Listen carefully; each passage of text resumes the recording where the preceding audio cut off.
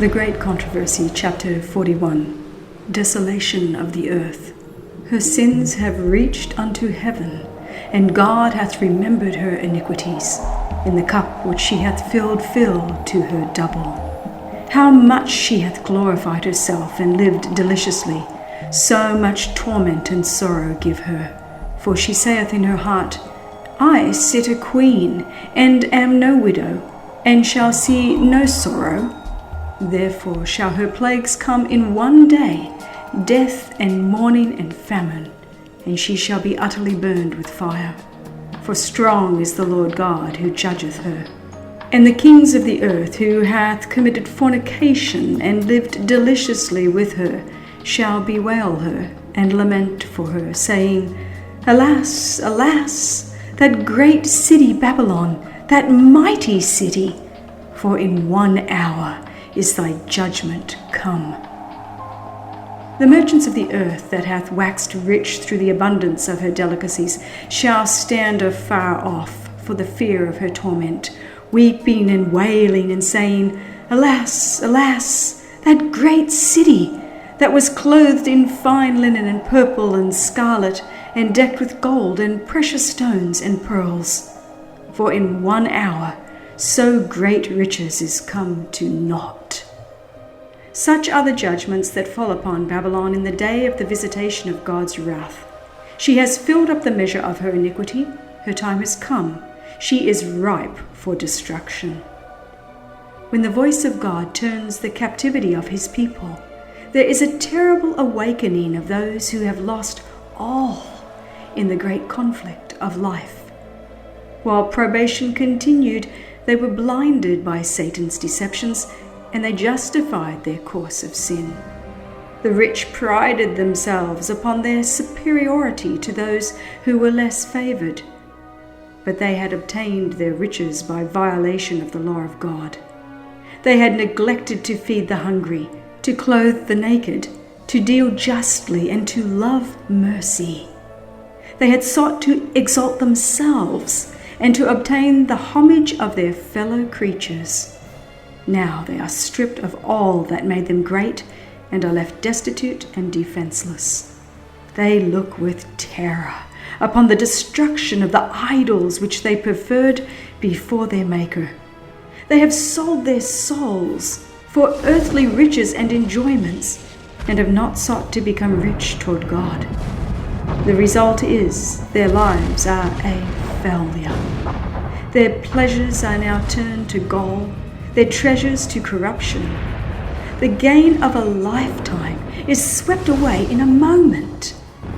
The rich bemoan the destruction of their grand houses, the scattering of their gold and silver, but their lamentations are silenced by the fear that they themselves are to perish with their idols. The wicked are filled with regret, not because of their sinful neglect of God and their fellow man, but because God has conquered. They lament that the result is what it is, but they do not repent of their wickedness. They would leave no means untried to conquer if they could. The world see the very class whom they have mocked and derided and desired to exterminate pass unharmed through pestilence, tempest, and earthquake. He who is to the transgressors of his law a devouring fire is to his people a safe pavilion. The minister who has sacrificed truth to gain the favor of men now discerns the character and influence of his teachings. It is apparent that the omniscient eye was following him as he stood in the desk, as he walked the streets, as he mingled with men in the various scenes of life.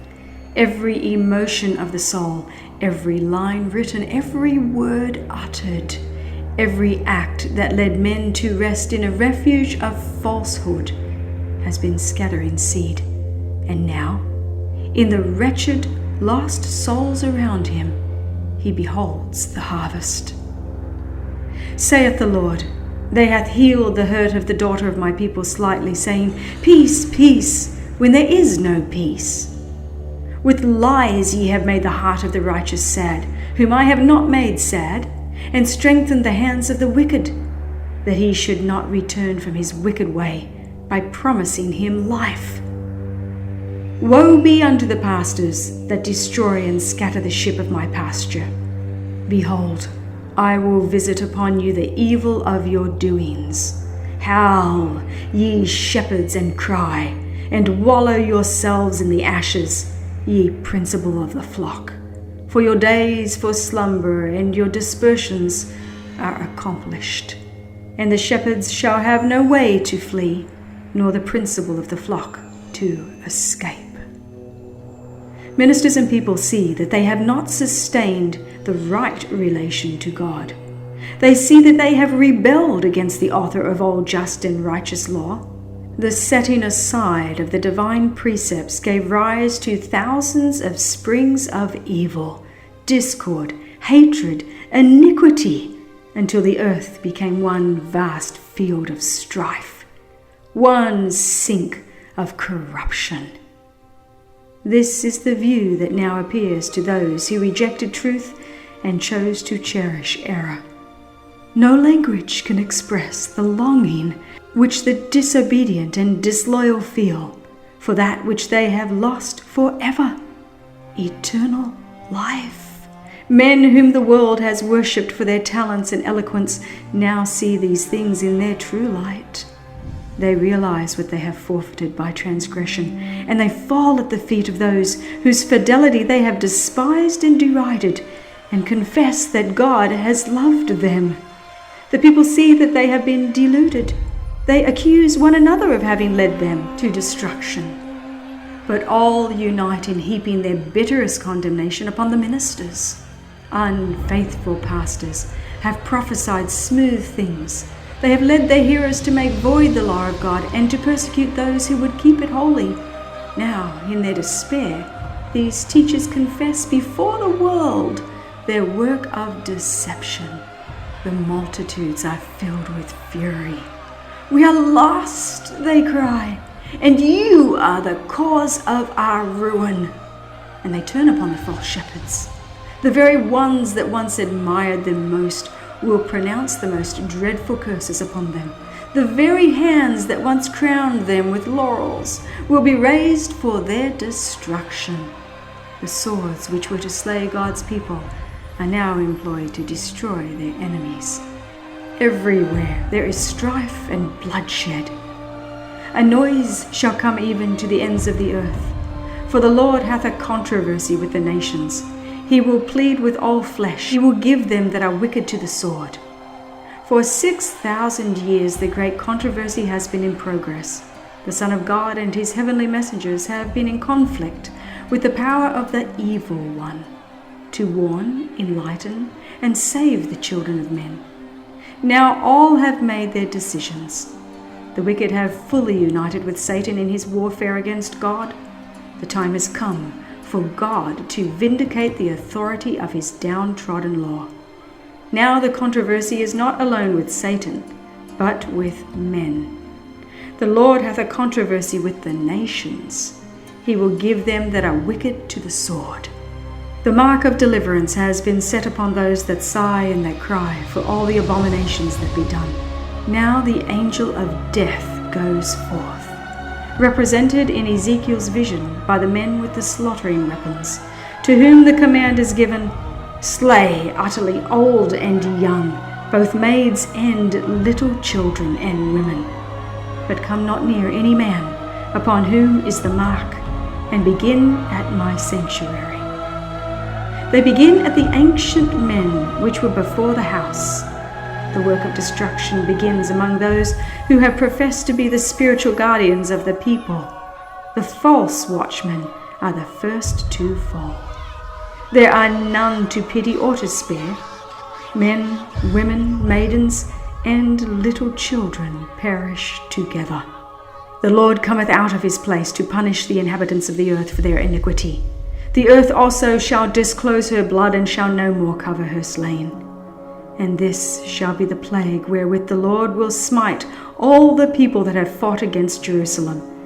Their flesh shall consume away while they stand upon their feet, and their eyes shall consume away in their holes, and their tongue shall consume away in their mouth. And it shall come to pass in that day, that a great tumult from the Lord shall be among them. And they shall lay hold every one on the hand of his neighbor, and his hand shall rise up against the hand of his neighbor.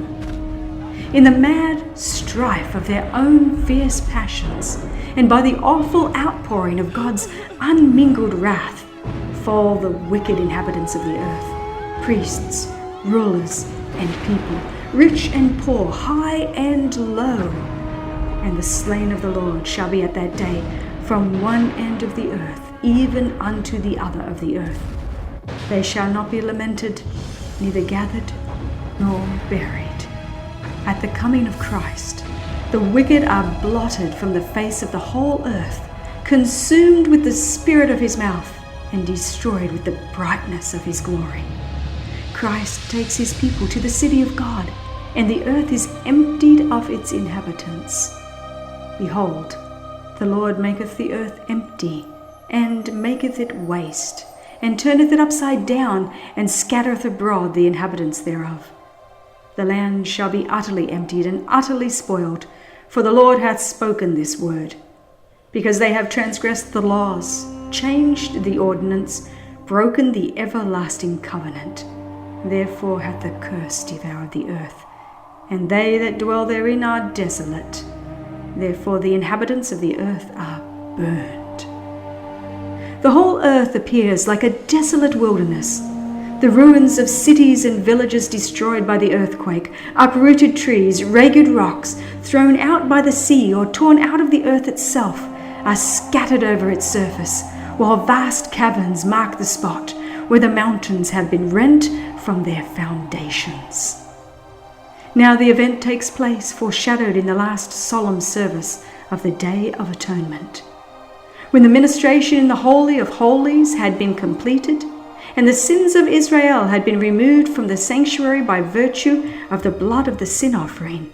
Then the scapegoat was presented alive before the Lord, and in the presence of the congregation the high priest confessed over him all the iniquities of the children of Israel, and all their transgressions in all their sins, putting them upon the head of the goat. In like manner, when the work of atonement in the heavenly sanctuary has been completed, then in the presence of God and heavenly angels and the hosts of the redeemed, the sins of God's people will be placed upon Satan. He will be declared guilty of all the evil which he has caused them to commit. And as the scapegoat was sent away into the land not inhabited, so Satan will be banished to the desolate earth, an uninhabited and dreary wilderness.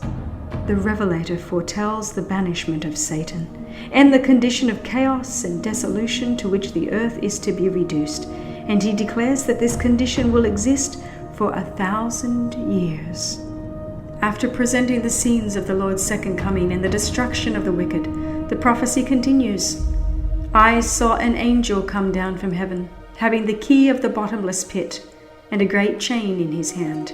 And he laid hold on the dragon, that old serpent which is the devil and Satan, and bound him 1,000 years, and cast him into the bottomless pit, and shut him up, and set a seal upon him, that he should deceive the nations no more, till the 1,000 years should be fulfilled, and after that he must be loosed a little season.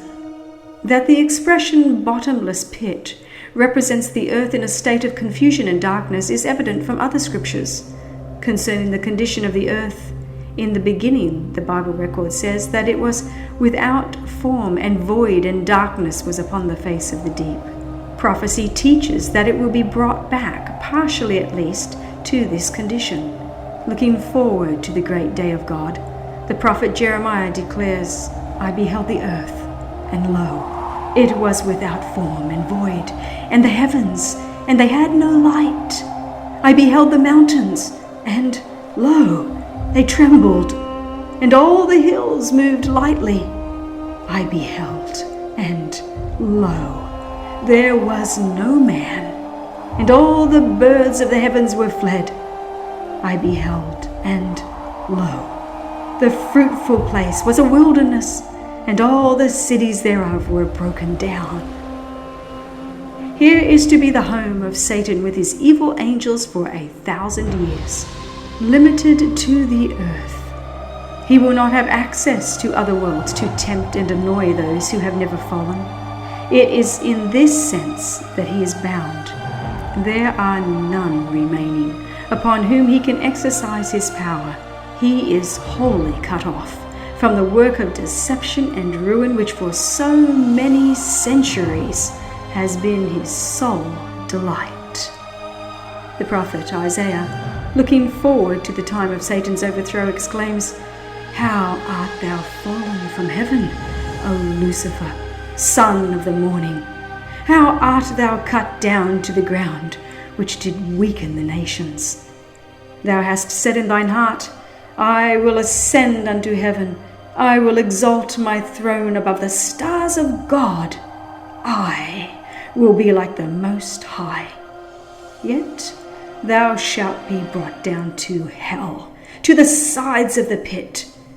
They that see thee shall narrowly look upon thee, and consider thee, saying, Is this the man that made the earth to tremble? That did shake kingdoms, and made the world as a wilderness, and destroyed the cities thereof, that openeth not the house of his prisoners? For 6,000 years Satan's work of rebellion has made the earth to tremble. He has made the world as a wilderness, and destroyed the cities thereof. For 6,000 years his prison house has received God's people, and he would have held them captive forever. But Christ has broken his bands and set the prisoners free. Even the wicked are now placed beyond the power of Satan, and alone with his evil angels he remains to realize the effect of the curse which sin has brought. The kings of the nations, even all of them, lie in glory, every one in his own house, the grave. But thou art cast out of thy grave like an abominable branch. Thou shalt not be joined with them in burial, because thou hast destroyed thy land and slain thy people. For 1,000 years Satan will wander to and fro in the desolate earth to behold the result of his rebellion against the law of God. During this time his sufferings are intense. Since his fall, his life of unceasing activity has banished reflection, but he is now deprived of his power and left to contemplate the part which he has acted since first he rebelled against the government of heaven, and to look forward with trembling and terror to the dreadful future, when he must suffer for all the evil that he has done and be punished for the sins that he has caused to be committed. To God's people, the captivity of Satan will bring gladness and rejoicing. Said the prophet, It shall come to pass in the day that Jehovah shall give thee rest from thy sorrow, and from thy trouble, and from the hard service wherein thou wast made to serve, that thou shalt take up this parable against the king of Babylon, here representing Satan, and say, How hath the oppressor ceased? Jehovah hath broken the staff of the wicked, the scepter of the rulers that smote the peoples in wrath with a continual stroke, that ruled the nations in anger with a persecution that none restrained. During the 1,000 years between the first and the second resurrection, the judgment of the wicked takes place. The Apostle Paul points to the judgment as an event that follows the second advent. Judge nothing before the time until the Lord come, who both will bring to light the hidden things of darkness and will make manifest the counsels of the heart.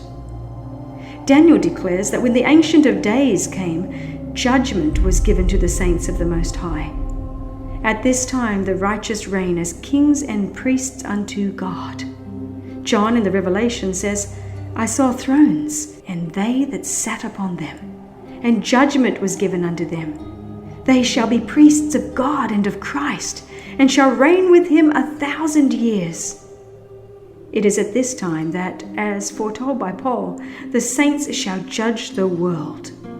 In union with Christ they judge the wicked, comparing their acts with the statute book, the Bible, and deciding every case according to the deeds done in the body. Then the portion which the wicked must suffer is meted out according to their works, and it is recorded against their names in the book of death. Satan also and evil angels are judged by Christ and his people. Says Paul, "Know ye not that we shall judge angels?" And Jude declares that the angels which kept not their first estate, but left their own habitation, he hath reserved in everlasting chains under darkness unto the judgment of the great day. At the close of the 1,000 years, the second resurrection will take place. Then the wicked will be raised from the dead and appear before God for the execution of the judgment written. Thus the Revelator, after describing the resurrection of the righteous, says, "The rest of the dead live not again until the 1,000 years were finished." And Isaiah declares concerning the wicked, "They shall be gathered together as prisoners are gathered in the pit, and shall be shut up in the prison, and after many days shall they be visited."